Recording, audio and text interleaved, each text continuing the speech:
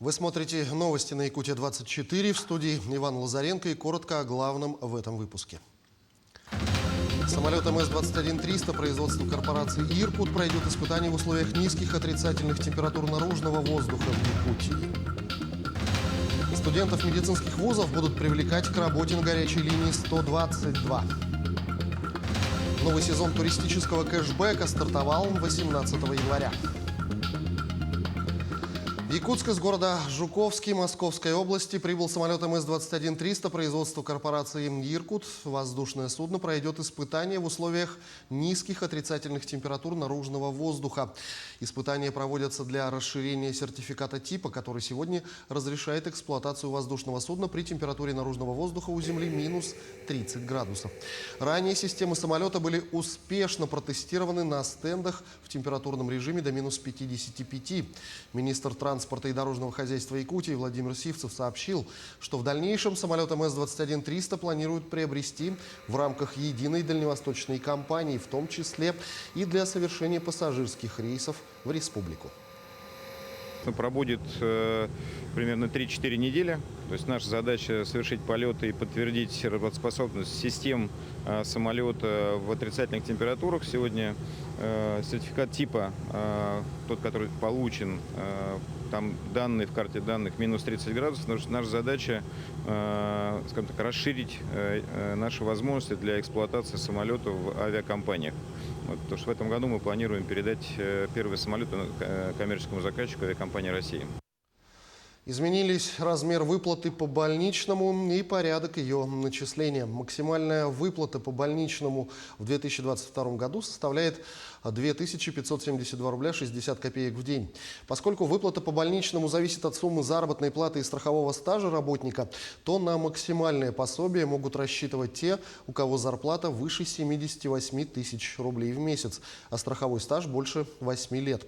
При страховом стаже от 5 до 8 лет размер выплаты по больничному составит 80% от среднего заработка, а при страховом стаже до 5 лет – 60%. Минимальная же выплата по больничному в этом году составляет 456 рублей 66 копеек в день. Медработники 13 арктических районов республики, участвующие в программах «Земский доктор» и «Земский фельдшер», могут воспользоваться программой субсидирования авиаперевозок с маршрутом до Якутска и обратно. При приобретении субсидируемых билетов необходимо предъявлять свидетельство о регистрации по месту пребывания в арктическом муниципальном районе и справку, подтверждающую факт работы участника программы в медорганизации. Такая поддержка направлена на обеспечение ценовой доступности. Отметим, что в систему сельского здравоохранения арктических районов привлечены порядка 120 медицинских работников. Следственный комитет России проанализирует случаи гибели людей от нападения собак в различных регионах России и подготовит предложение по совершенствованию законодательства для исключения подобных происшествий.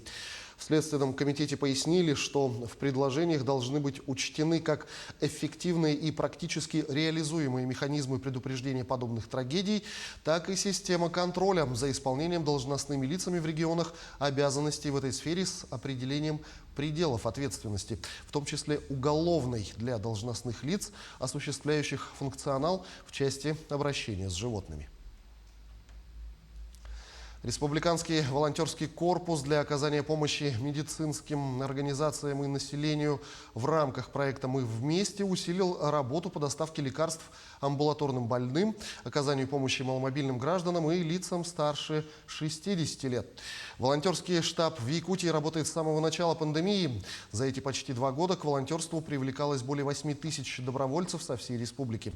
Штаб работает в ежедневном режиме. Как стать волонтером и какую помощь они оказывают нуждающимся? Материал Ульяны Шагиной. Студент Владимир Громов волонтерством стал заниматься недавно. В прошлом году, к примеру, тушил пожары, а еще участвовал в поиске пропавшего человека. Теперь решил помочь и нуждающимся во время пандемии. Для Владимира добровольчество – это идея. Он видит смысл совершенствования мира как раз-таки через помощь нуждающимся.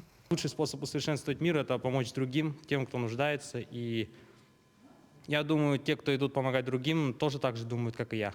Для того, чтобы стать волонтером, нужно иметь при себе паспорт и QR-код. Без QR-кода проблематично будет попасть в торговые центры, где волонтеры закупаются продуктами питания, бытовой химией и лекарствами для тех, кто сегодня не имеет возможности выйти из дома. Это, как правило, инвалиды и пожилые граждане, кто боится заразиться ковидом, либо уже болен и сидит дома.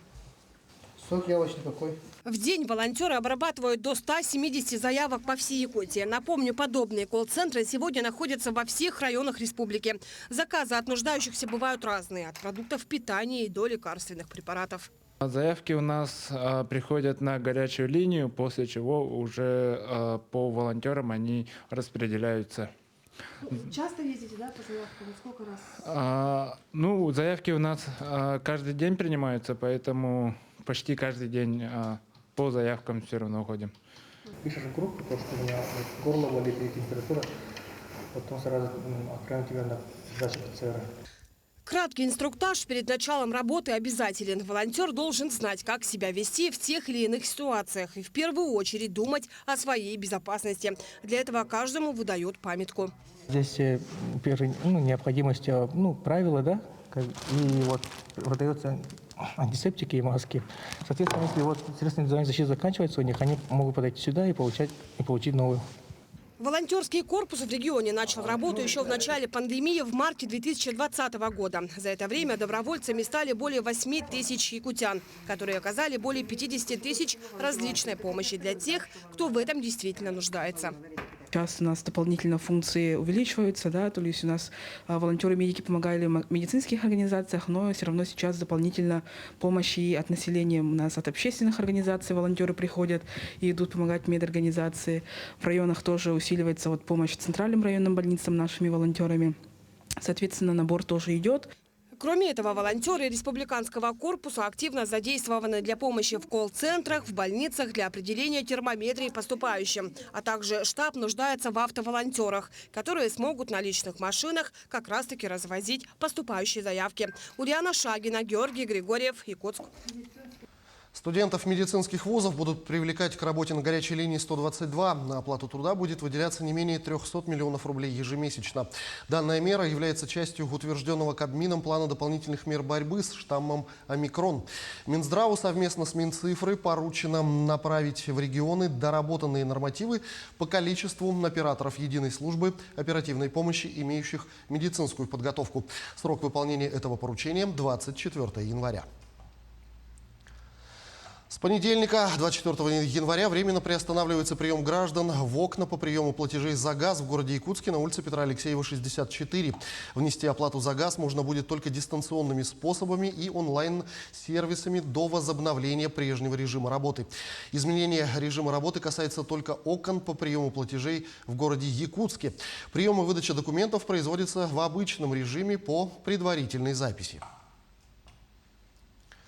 Новый сезон туристического кэшбэка стартовал с 18 января. Так, россияне могут приобрести тур или отдельно проживание и получить возврат денег по программе Ростуризма до 12 апреля включительно, а отправиться в поездку вплоть до 30 апреля.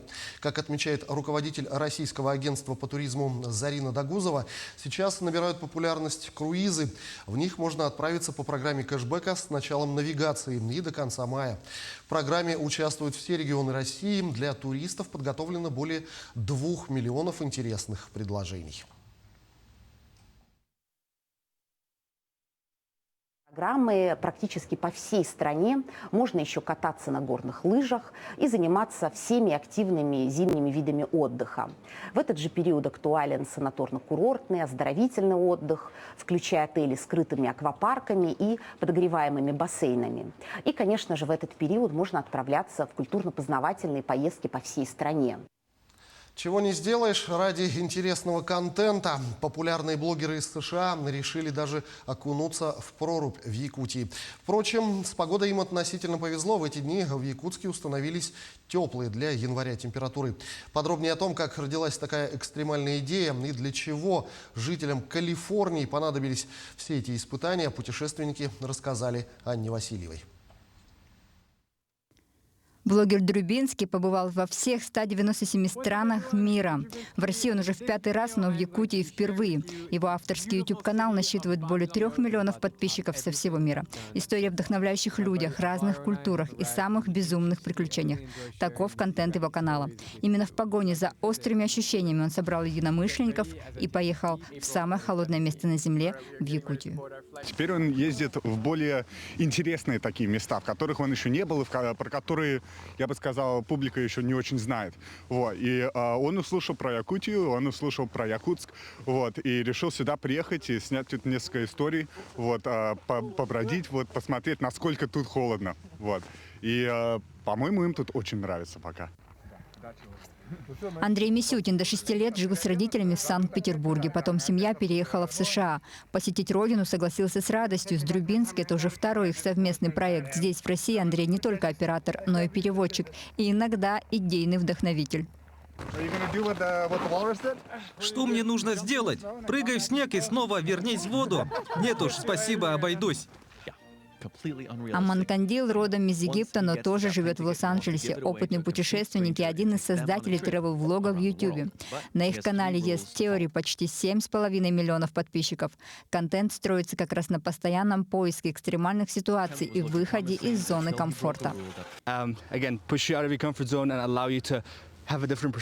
Мы хотим показывать именно такие места, в которых мало кто бывал. Например, Якутск, чтобы люди увидели, как сотни тысяч человек живут в самом холодном городе мира. Мы хотим рассказать об этом другим людям, чтобы они тоже выходили из зоны комфорта и посещали такие места.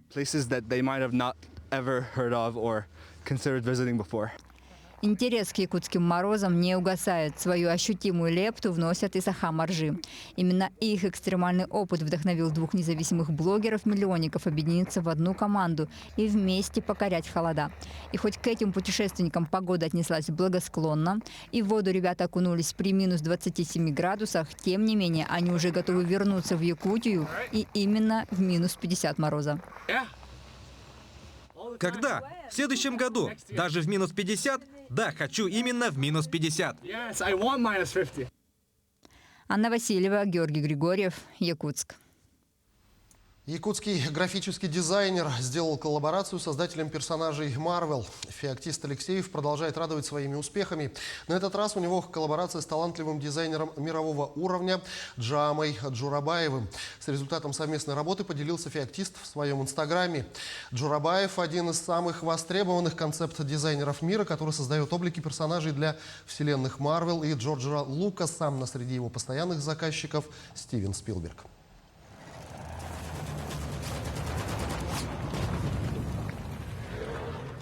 К этому часу пока все. На развитие событий в наших следующих выпусках.